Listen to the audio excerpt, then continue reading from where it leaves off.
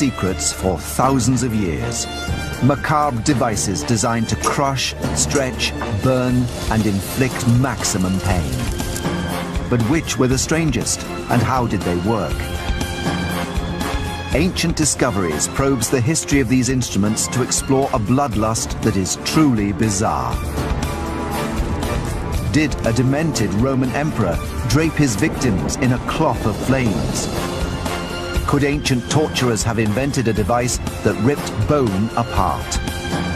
And could the real Count Dracula have inflicted a lingering death by impaling his enemies with the precision of a surgeon? These are some of history's most horrendous death devices, investigated by Ancient Discoveries.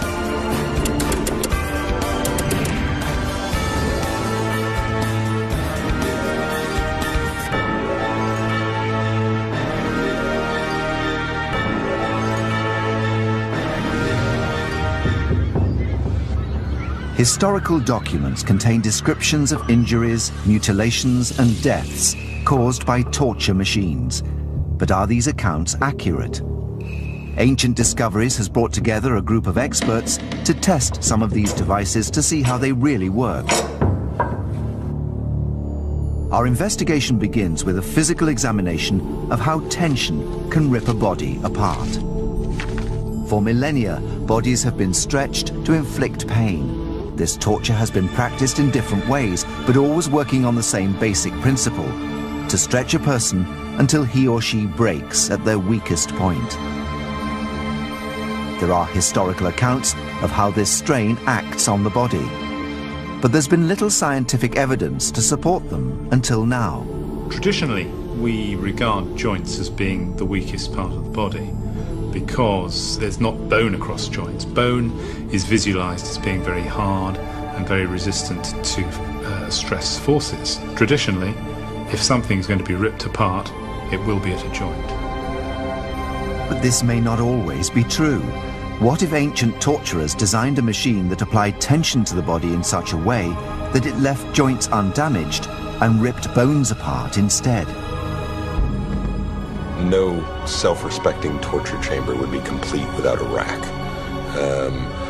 It's an absolutely ubiquitous item for persuasion. First used in ancient Greece, the rack has been popular for thousands of years. Torture was an accepted part of the legal system in ancient Greece. You weren't supposed to torture Greek citizens, but you could torture your slaves. Slaves in particularly ancient Greece were hardly considered human. They're often described as tools. One author refers to slaves as just being man-footed things, that they aren't really men.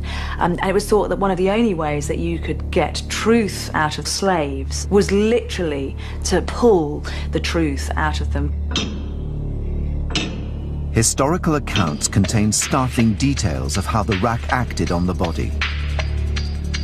So cruelly racked at the pulleys that his limbs were forced apart at the joints. To see its effect on human bodies, Richard Windley has built a model of one of the earliest examples. Basically what we've got is a long ladder frame, which is two main long supports with cross pieces. The main sort of windlass device is this end. This is what actually produces the tension or the pulling. Now, one of the critical elements of this device is the use of this, what we call ratchet and pull system, and that's a kind of locking device. And the point of this is that one can increase the tension incrementally so that each little click of this thing is going to give just another level of pull and yet more discomfort to the poor unfortunate who's actually tied down on the rack. Richard is joined in his experiment by trauma surgeon Dr. Mike Edwards. They hope to find out just what this slow build-up of tension does to the body. Richard and Mike are using a pig's leg to test the power of the rack. A pig's knee is a good substitute for a human knee because the joints' structures are of similar strength and position in both species. I'm sure that tension's being taken equally. There we go. With that? Yeah, here we are. That's good. When that goes, James Dean, a specialist in creating three-dimensional schematics, is using technology specifically designed for Ancient Discoveries investigation. This is a pig's knee, and if we take a look and remove the skin, we can see the structures underneath which hold the knee together. First of all, we can see the muscles, and on the bottom we have the hamstrings. And then back on top we can see we have the quadricep, the tendons which connect the muscles to the kneecap, and then we also have the ligaments which are responsible for the bone-to-bone connections. Now if we simulate the rack and we start applying tension to the model, you can see that first of all it's the muscles which are opposing this force, and the muscle fibres are contracting and it's trying to pull and hold the knee together.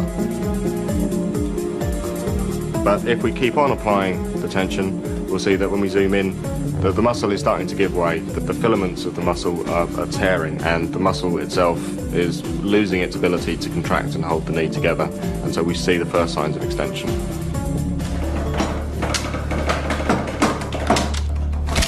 Hold up. We've got movement here. Got some creaking. We've got some creaking. Well, I think one of the tendons has gone just here on the back of the knee joint. Yes, I felt something crack. No, you did. Something definitely went there. I don't think there's going to be much further to go before it starts coming apart. I think probably we're finding that there's certainly some stretch inside the knee now. I'd just crank it up and let's keep going. So we've just seen that by continuing to apply tension to the knee, we have actually managed to rip the patellar tendon out of its connection with the bone. And this has left the kneecap floating free. So if we zoom in and take a look, it's the Sharpie's fibres at the end of the tendon, which we can see here, which anchor the tendon into the bone, which have actually been ripped clean out of the bone.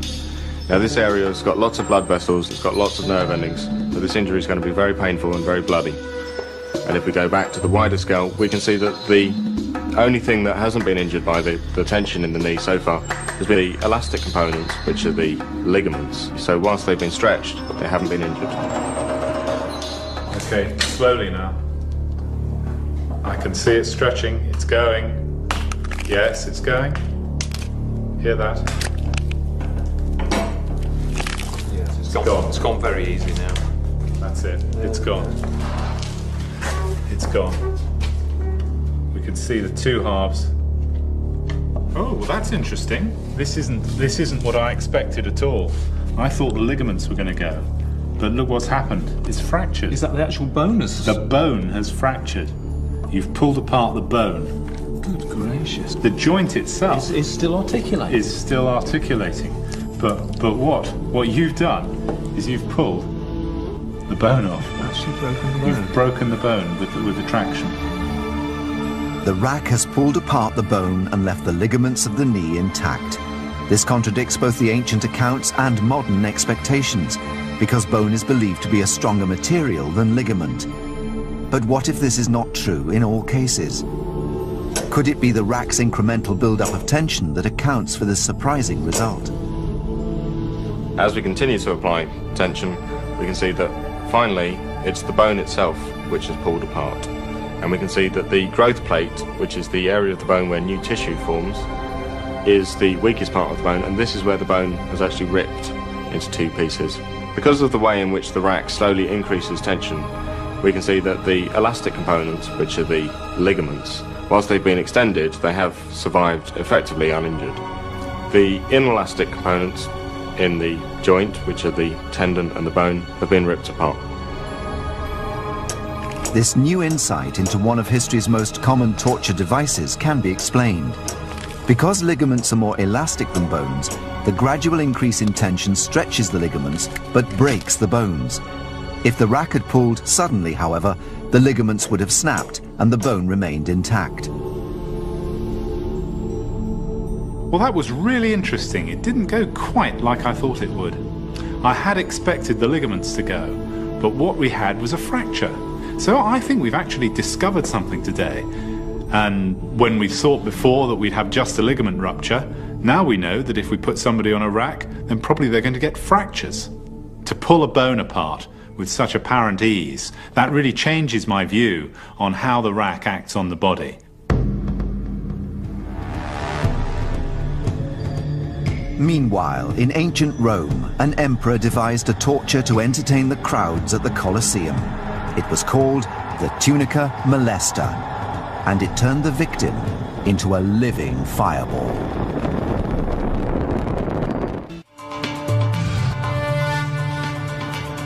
In the ancient world, the masses were often entertained with displays of torture and death, and this was never truer than in the Roman Games. These huge spectator events were put on in amphitheatres across the entire Roman Empire. We hear all kinds of accounts of very, very, very gruesome, very showy forms of torture being developed so that somebody can die an excruciating death in front of your eyes. One man who particularly enjoyed these ingenious new torments was the Emperor Nero. Among the Roman emperors, Nero stands out as kind of infamous for his use of torture and public spectacles. He made them elaborate festivals of pain. Nero is remembered for one of the most spectacularly cruel tortures ever seen in the amphitheatres of Rome, a torture that turned a man into a human torch. An account written by the 1st century poet Lucilius describes a torture designed at the request of Emperor Nero. It was called the tunica molesta. The tunica molesta is a particularly unpleasant reenactment of the mythological death of Hercules. Hercules was tricked in myth into putting on a poisoned tunic. The poison burnt his flesh to the bone. The pain was so unbearable that Hercules set himself on fire. The Romans kind of act this out in the amphitheatre, in which condemned criminals are forced to put on a tunic impregnated with inflammable material, and then it's set fire to. How was this torture designed to maximize the spectacle for the audience? By creating an explosive and long-lasting fireball on a living human being. It is hard to say for certain exactly what the tunica molesta would have looked like. It would have been a fabric tunic, probably linen, coated in flammable material. Pyrotechnic expert Scott McIntyre is investigating the flammable material that Nero might have used for the perfect human fireball. We're going to attempt to try and maximise the visual impact of having a burning garment. We could try out different materials to try and maximise that effect, get the flames as large as possible, to really try and just get as impressive a spectacle as possible. He will need to create fire on a linen tunic that ignites explosively with plenty of flames. The most easily ignited substance available was naphtha. It would have been around in Roman times. It's a very thin liquid, looks just like water, but it contains flammable vapours that will be readily given off at this kind of temperature.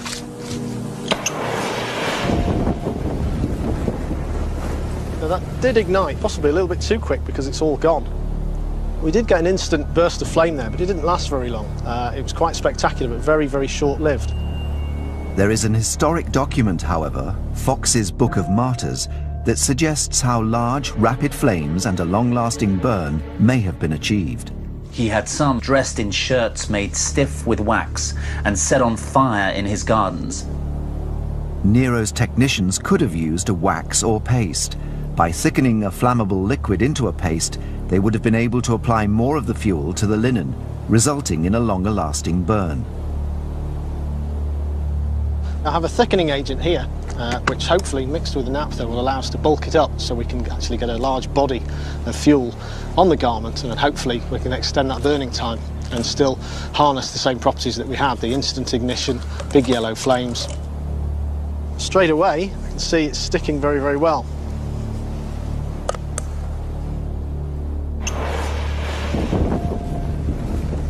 Wow, that ignites instantly.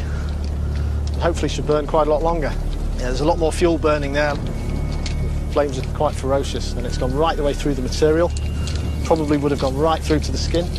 It's 3-4 times the length of the previous burn, and it's still plenty of fuel. You can still see it on there. Once you cover somebody in that gel, there's no escaping it. It sticks to things and it burns, and they're just going to be one mobile fireball. Scott has designed the perfect tunica molesta. But how would it work on its victim? And just how spectacular would it be? To To find out, Scott is going to test his design on a real person, stuntman Steve Trulia. I think the most distressing thing about doing a full body burn as a stunt performer is the fear wells up from inside you. It's a primeval fear. You feel as though you want to panic, scream, shout, run about, and part of our skill is to try and control that. Steve is preparing for his full body burn. He's wearing 5 layers of fire-resistant clothing, but no material is completely fireproof. The naphtha gel has not been used on a human being for thousands of years, and once it is alight, it's totally uncontrollable. See the thumbs up if you're happy.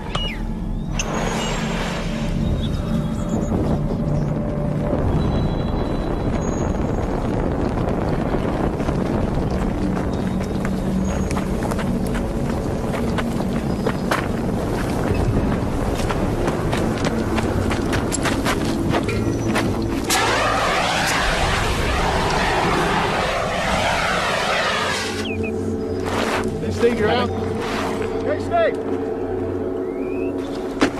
Okay.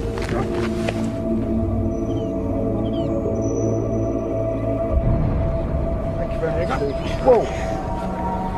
How's that feel? Yeah, amazing. I can feel the panic welling up inside, the flames in front of my face.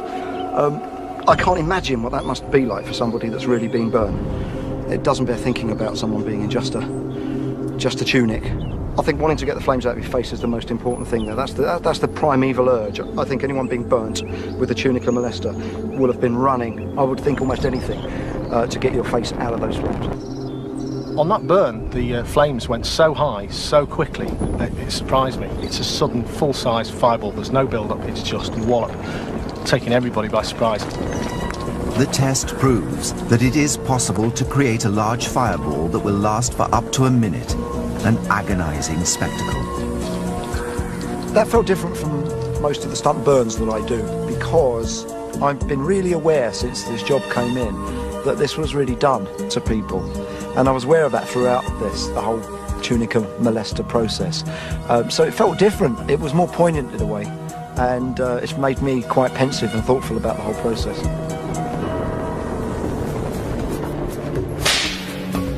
Whipping was a common form of punishment in the ancient world. The whip is and always has been a very, very effective device for causing pain for either punishment or for torture. The very simplicity of it is one of its great attributes. It was never more popular than in the Roman Empire. The Romans seem to favour whipping. You know, famously we think about Jesus Christ being flogged on his way to the cross. Flogging was a very, very usual form of punishment. This popularity led to developments in the technology of the whip, and the most fearsome of all was the scorpion.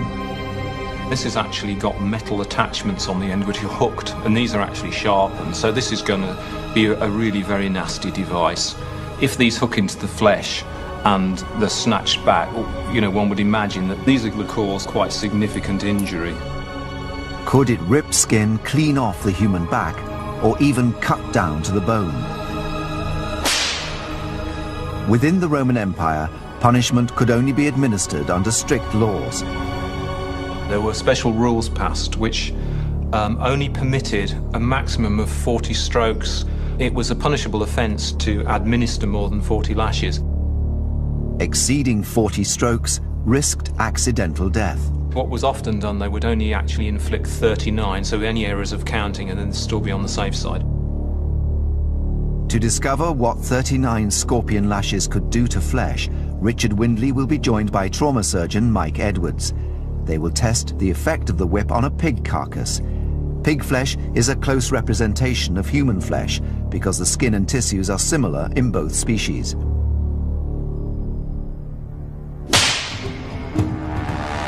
Richard administers 39 lashes of the scorpion. The pig's flesh will not show bruising or bleeding because it's not living tissue, but it will reveal the physical effects of the tearing.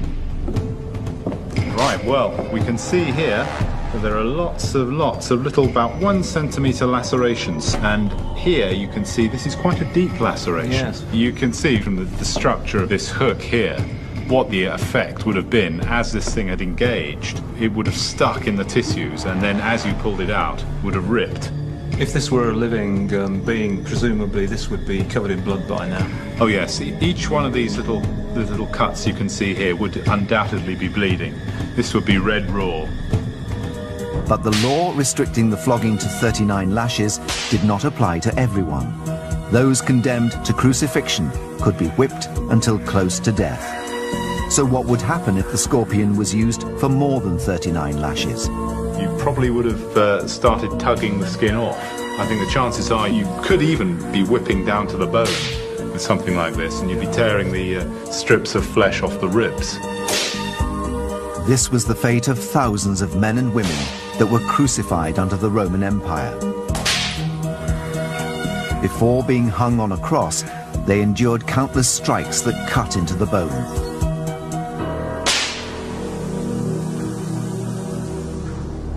Another form of cruel punishment was used centuries later in medieval Europe, when the penalty, it was believed, should fit the crime. If the sin had been lying or blasphemy, the appropriate sentence was the pear of anguish. The pear is an insult, it's an assault on the human body. Our mouths are used in breathing, in eating, in communication, and the pear violates all of those. It was a device forged from iron, and it consisted of 4 petals secured around a central thread. Closed, it resembled a pear in size and shape, but as the handle was twisted, the petals slowly opened. It expanded outwards, extending its width 3-fold. A number of them still exist, but there are no surviving accounts of what this implement actually did to the human body. Ancient discoveries will investigate not only whether the pear could rip the mouth apart, but also whether the terror and injury it inflicted could lead to cardiac arrest. Forensic dentist Dr. Catherine Adams will analyze the effects of the pear of anguish on the mouth. The torture is, in many respects, the sheer horror of what this is going to do. Something is going to be inserted against your will into your mouth. The first obstacle to the torturer is going to be the teeth. The sheer weight of this is likely to actually fracture some of the teeth. The teeth are supplied by a massive number of nerve receptors, so the damage would cause immense pain. Once the pear is in, the idea was then to actually open it up so that the leaves would be expanding the jaw. They would be resting on the inner surfaces of the teeth and pushing those further and further apart. Eventually, the teeth would be forced from their sockets. If you've ever had a tooth extracted in the dentist, you know that the nerves will have been anaesthetized, but imagine having that without an anesthetic. As the pear expands, what will happen is that the jaw will actually dislocate. Compounding this, there will be swelling at the back of the mouth, and it is possible that the airway could start to close over. The obstruction in the mouth, the shock and the constriction of the windpipe would make breathing more and more difficult. This would lead to hypoxia, a reduced level of oxygen in the blood. The hypoxia is going to have significant effects on the rest of the body. The major organs will be starved of oxygen, in particular the brain, and eventually what that will do after a couple of minutes is that it's going to cause cardiac arrest. During this medieval period, the Inquisition sentenced thousands to be burnt at the stake. But did these victims actually die from burning, or was death caused by inhaling the flame itself?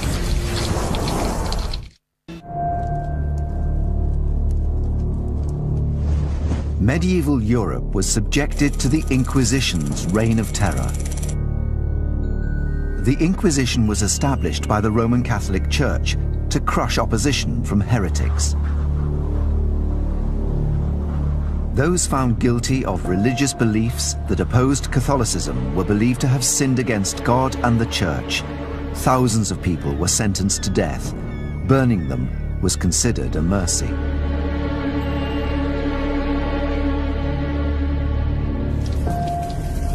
It was believed that through the fires, a kind of taste of the fires of hell, there was the smallest chance that the victim might actually be able to receive redemption and salvation. It was the authorities trying to give them a chance at an eternal afterlife in heaven rather than consigned to the eternal flames of hell. Many historical texts still exist that describe the final moments of these victims. But there remains a fundamental mystery. How did fire actually kill people on the stake? Did they slowly burn to death, or did they die by inhaling the flame itself? In 1555, the Reverend John Hooper, Bishop of Gloucester, was burnt at the stake for refusing to convert from the Church of England to Catholicism. It was said that he slowly burnt to death while remaining conscious, and prayed even as his face blackened from the flames. An eyewitness account provides clues as to how he died. But even when his face was completely black with the flames and his tongue swelled, yet his lips went till they were sunk to the gums, and he knocked his breast with his hands, this holy martyr was more than 3/4 of an hour consuming. But can a human body actually remain alive for 45 minutes in such a situation? It takes less time for him to die, but probably the time for the whole body to be consumed would be around 45 minutes. I think it's more likely that his lips appeared to be moving because the heat was causing the skin to retract, and the lips moved as they became more burnt. When people burn, their joints contract, and I would envisage that him beating his breast would be his elbows contracting and his hands striking his chest.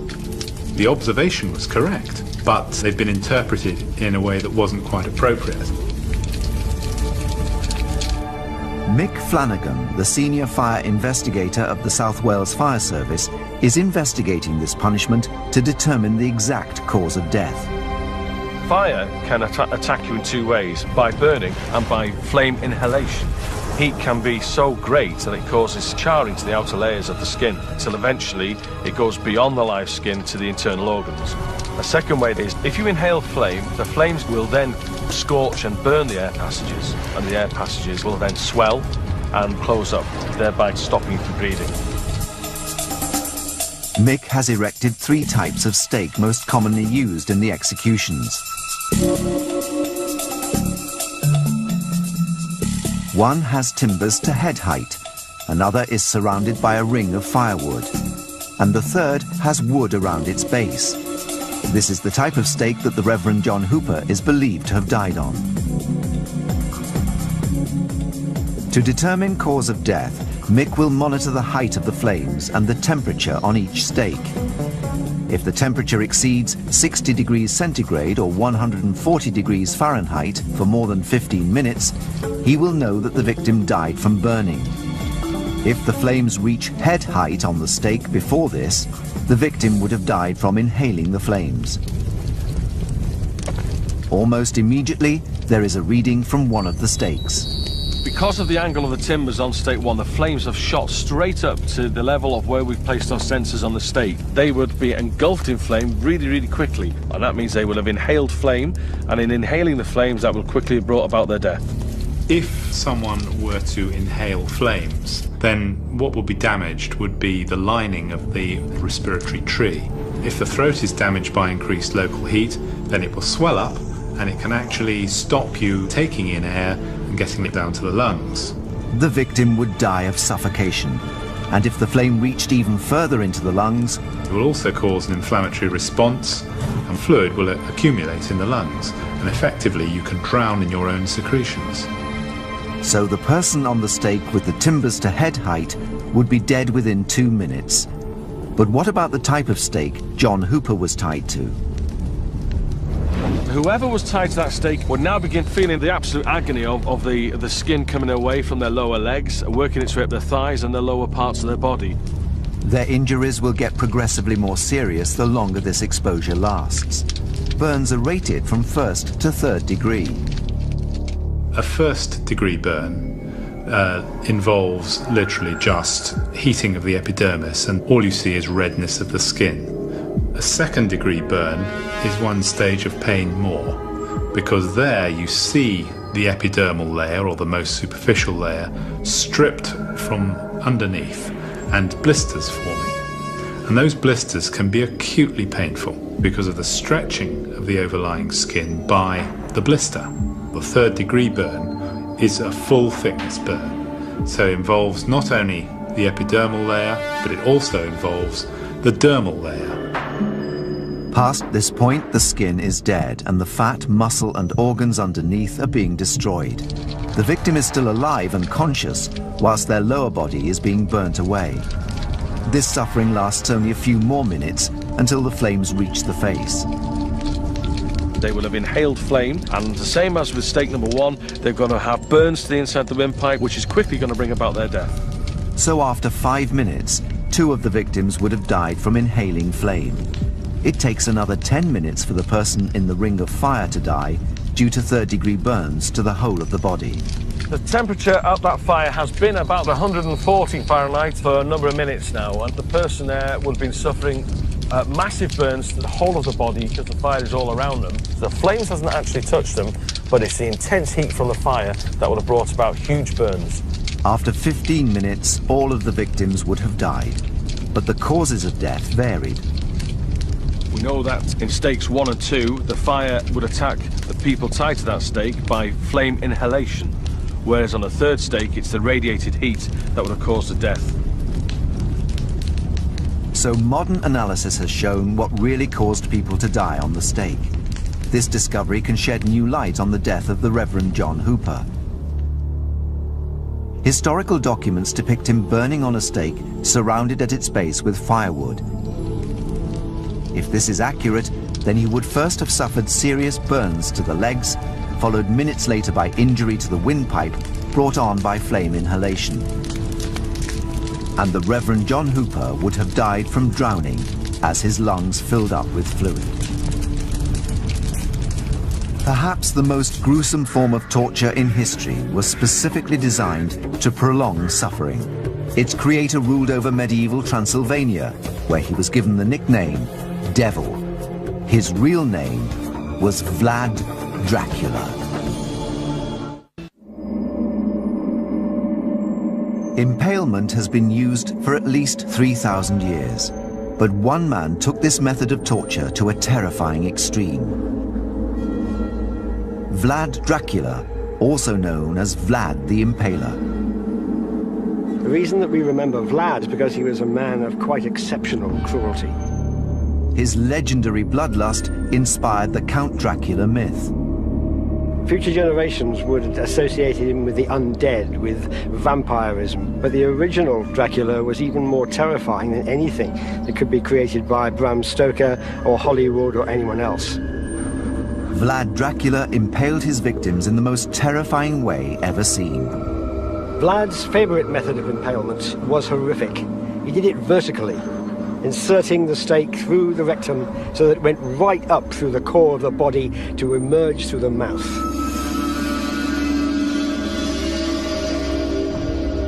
What is most horrific is the fact that it took so long for people to die.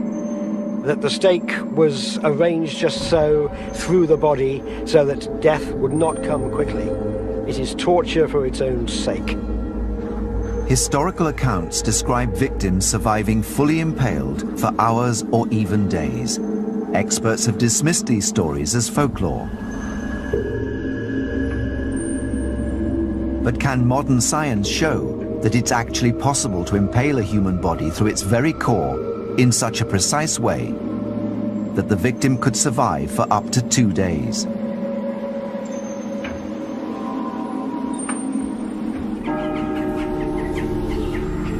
Criminologist and historian Merian Troe is traveling to the heart of modern-day Romania to discover the real Dracula, 500 years after his death. Vlad Dracula was one of several rulers of Wallachia in the Middle Ages, the country today we call Romania. The Middle Ages was a vicious time when cruelty was acceptable. But the legend of Vlad is that he went beyond that. This is almost certainly the kind of stake that Vlad the Impaler would have used. It's made from pine, and Wallachia is full of pine forests. And he had in his army a team of men who were called amlas. And their job was to look out for straight timbers like this in a forest. They would then cut the tree down, and they would sharpen that end.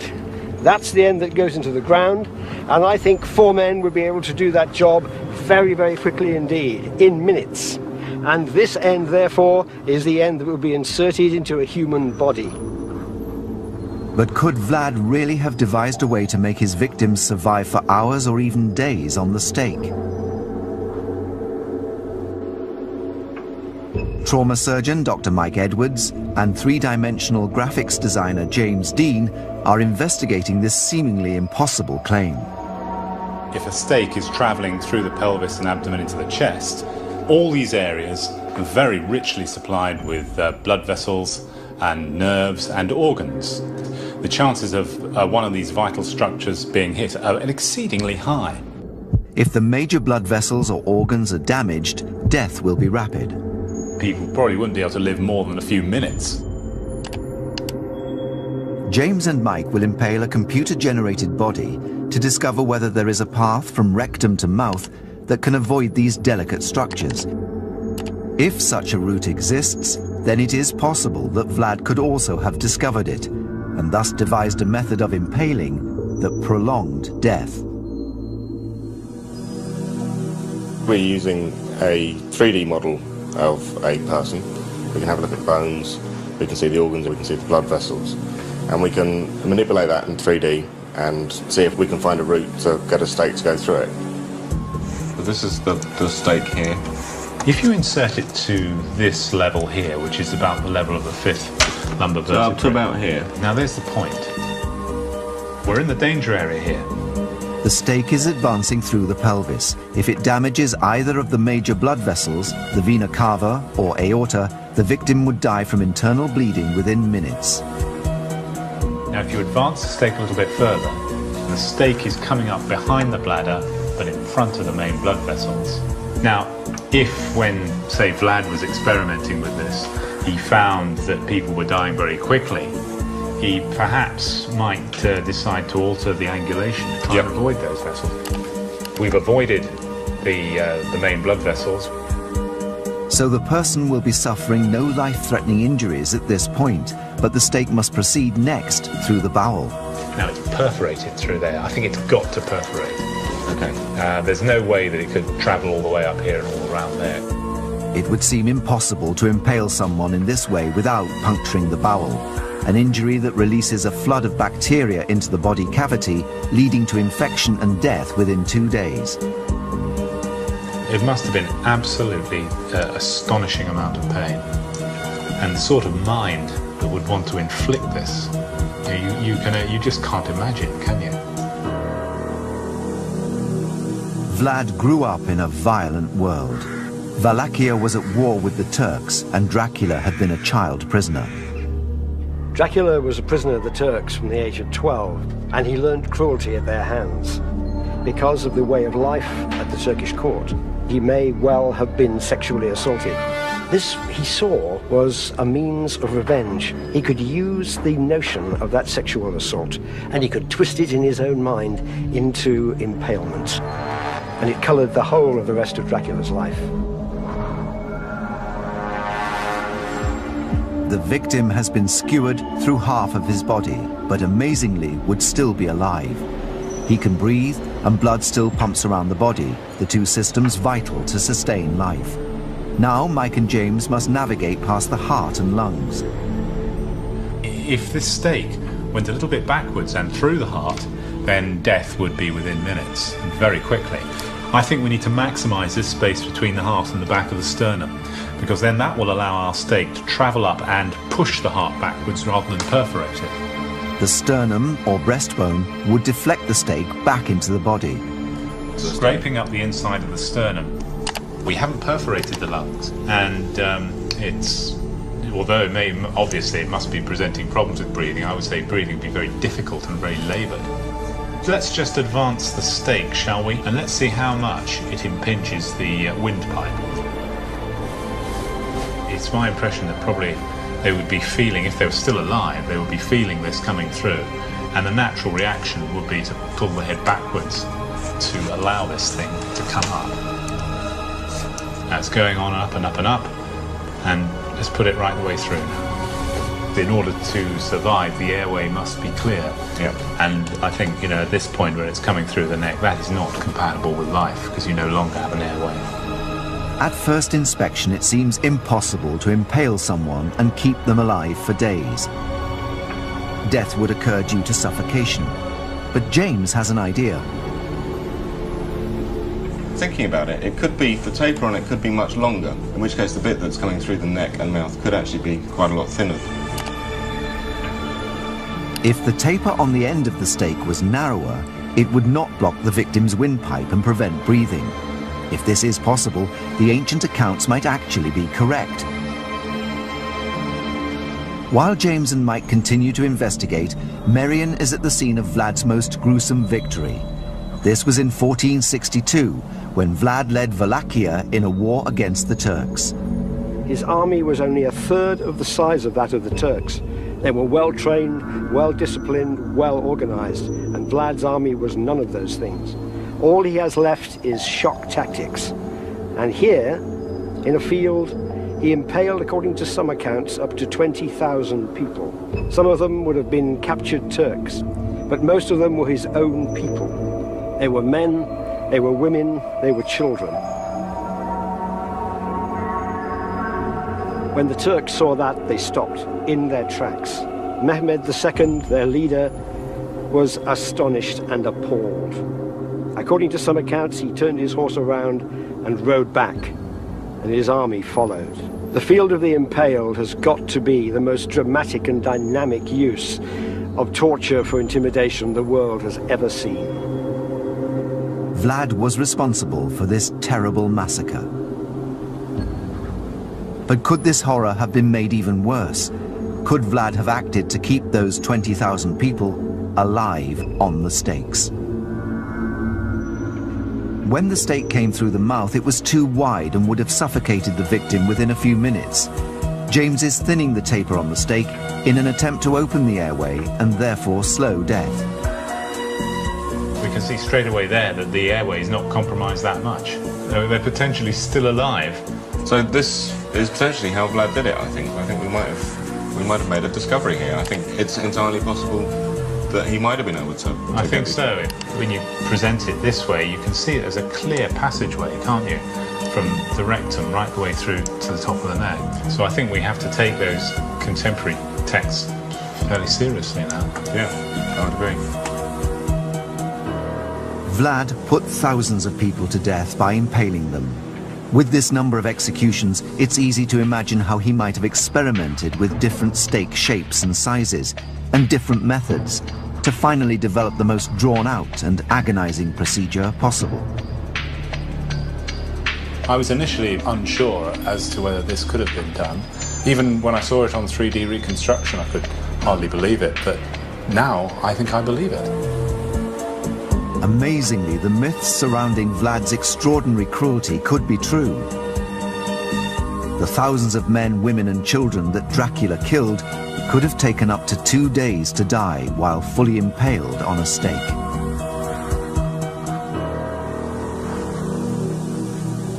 Ancient Discoveries has shown how the most bizarre, mysterious and sophisticated torture devices may have worked, and how ancient torturers used their knowledge of technology and anatomy to develop ever more gruesome techniques.